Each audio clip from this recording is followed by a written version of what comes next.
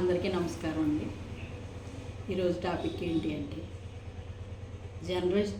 Journalist మన ప్రభు గారు ఉంటారు కదా, సినీ పరిశ్రమకు సంబంధించిన న్యూస్ కానివ్వండి, ఏదైనా ఇంపార్టెంట్ న్యూస్ కానివ్వండి, బాగా అందరికీ పరిచయం ఉన్న వ్యక్తి ఆయన. చాలా మంచిగా కూడా ఉంటారు, పద్ధతిగా ఉంటారు. భార్య అంటే చాలా మంచి ఆవిడంట. 10 మందికి ఉపకారం చేసే నేచర్ తోటి ఉంటుందంట ఎప్పుడు కూడా ఆవిడ. పిల్లలు కూడా పద్ధతిగా చక్కగా ఉన్నారండి. కానీ ఎక్కడైనా మనం చూసేది ఏంటంటే అత్తవారింట్లో ఏదింపులు ఉంటాయి, అత్తవారింట్లో ప్రాబ్లమ్స్ ఉంటాయి.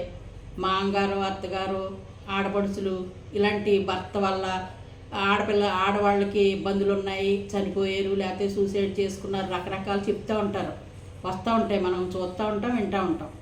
అయితే ఎక్కడైనా అలా జరుగుతుంది చూసాం. కానీ పుట్టింటి వేధింపులతోటి మరణించిన వాళ్ళు చాలా తక్కువగా ఉంటారండి.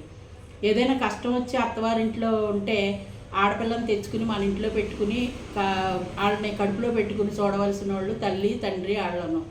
ఒక కొడుకునే చూసుకుని కూతుర్ని నిర్లక్ష్యం చేసి అలా చేసేవాళ్ళు చాలా అరుదుగా ఉంటారు. అవసరానికి వాళ్ళని చూసుకోవాలి, వీళ్ళని చూసుకోవాలి. అలాగని కూతుర్ని వ్యంగ్యంగా మాట్లాడటం కానీ, లేకపోతే దూషణ మాటలు మాట్లాడటం కానీ, వినకూడని మాటలు మాట్లాడటం కానీ మాట్లాడారనుకోండి, వాళ్ళు ఎలా ఉంటుందంటే మనసు బాగా చివుక్కుమంటుంది వాళ్ళకి. ఎప్పుడు మాట పడినోళ్ళు, అత్తవారింట్లో ఎంతో గౌరవంగా బతికేవాళ్ళు పుట్టింట్లో ఆ మాటలు పడేటప్పటికి వాళ్ళ మనసు చాలా బాధపడుతుంది. ప్రభు గారి పరిస్థితిలో ఇప్పుడు అదే జరిగింది. ఎందుకంటే చక్కటి దాంపత్యం, చక్కని సంసారం, మంచి నేచర్లో పెరుగుతున్న పిల్లలు, పద్ధతిగా ఉన్న కుటుంబాన్ని ఒక్క మాటతోటి ఆవిడ మనసు ఎంత స్థాపం అంటే ఆవిడ మనసు ఎంత చితికిపోయి ఎంత బాధ అనిపించి ఆ పని చేసారో తెలియదు కానండి. ఆ మహాతల్లి ఒక్క నిమిషం కూడా ఆలోచించకుండా పాపం ప్రాణం తీసుకున్నారు. ఆ తీసుకున్నందువల్ల ఈరోజు పరిస్థితి చూడండి. ఈ వయసులో ఆయనకి ఆ బాధ, ఆ పిల్లలకు తల్లి లేదు, పెళ్ళిళ్ళు కావాల్సిన పిల్లలు చాలా బాధపడుతున్నారు. ఆయన ఎంతో మనసు దుఃఖం దిగమింగుకుంటూ మాట్లాడారు. మొన్న ఒకరోజు వీడియో చూశాను నేను. ఒక్క నిమిషం ఆలోచించకుండా ఎవరో ఇప్పుడు పుట్టింటోళ్ళు అన్న మాటల గురించి ఆవిడ మనస్తాపం చెందింది. ఇంట్లోనూ నువ్వు అవి పట్టించుకోవద్దు, వాళ్ళ గొడవకి వెళ్ళకు అని కూడా చెప్తున్నారంట అత్తమాన పిల్లలు, తండ్రి కూడాను.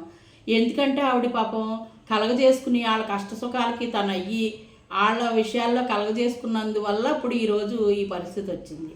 వాళ్ళు ఏ మాట అన్నారో అనకూడని మాట ఆవిడకి అంత మనసు ఇదయ్యిందో తెలియదు కానండి ఏది ఏమైనా సరే ఒక మాట పడినప్పుడైనా సరే ప్రాణం తీసుకునే పని అసలు పెట్టుకోకూడదండి.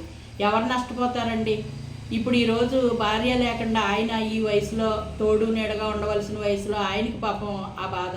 పిల్లలు ఎంత బాధపడతారండి? పిల్లలు చాలా, ఆడపిల్ల ఒకటి చాలా బాధపడుతుంది ఆ పాప. నాకు చాలా బాధ అనిపించింది, ఏడుపు వచ్చేసిందండి నాకు వాళ్ళిద్దరు మాట్లాడుతుంటేనే. ఒక మాట పట్టుదలకి ప్రాణం తీసుకునే పరిస్థితి ఏ తల్లి కూడా తెచ్చుకోవద్దు, ఏ ఆడవాళ్ళు కూడా తెచ్చుకోవద్దండి.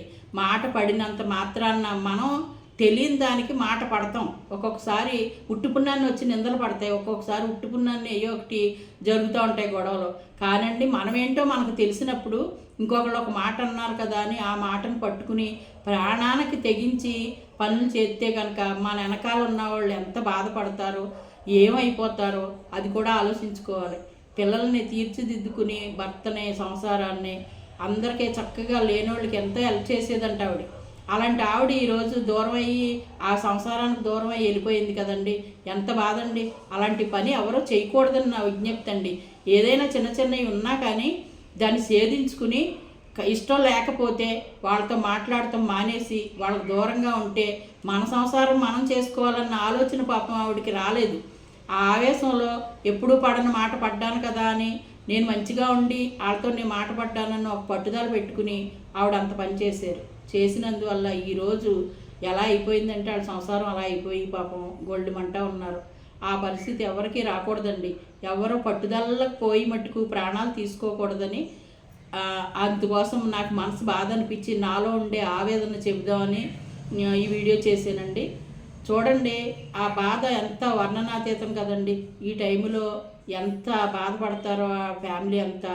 ఆవిడ ఒక్క నిమిషం తన బిడ్డ గురించి, తన భర్త గురించి ఆలోచించి ఉంటే కనుక ఈరోజు ఈ దుస్థితి రాకపోను కదా అని అనిపించింది నాకు. అది మీతో పంచుకుంటున్నానండి. ఎవరికి కూడా అటువంటి పరిస్థితులు రాకూడదు రాకూడదు రాకూడదు